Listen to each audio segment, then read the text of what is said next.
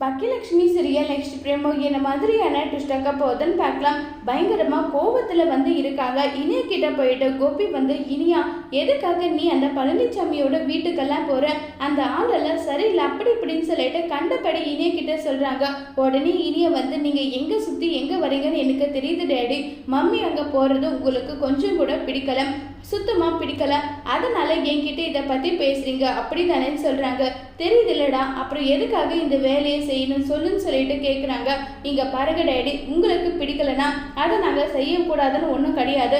நீங்க கூட தான் எனக்கு பிடிக்காத ராதிகா ஆண்டியை கல்யாணம் பண்ணிட்டு வந்தீங்க. என்னை பல முறை அவங்க திட்டிருக்காங்க. ஆனா அவங்களுக்காக என்ன நீங்க விட்டு கொடுத்தீங்க. நான் அதனால எப்படிப்பட்ட சுயரூபம் எல்லாமே எடுத்துன்றது எல்லாமே உங்களுக்கு தெரியும் தானே. நீங்களும் தான் பிடிக்காதது பண்ணியிருக்கீங்க. ஆனா பழனிசாமி அங்கிள் அப்படி கிடையாது. அம்மாவோடைய பிஸ்னஸ்க்கு அம்மாவுக்காக எல்லா விஷயத்துலயும் அவங்க சப்போர்ட்டா இருக்காங்க. எனக்கு ரொம்பவே சந்தோஷமா இருக்கு. அம்மா கூட இவங்க இந்த அளவுக்கு பாண்டிங்ல இருக்கிறது எனக்கு சந்தோஷமா இருக்குன்னு சொல்றாங்க. இங்க பாரு செல்லம், நீ ரொம்ப சின்ன பொண்ணுடா.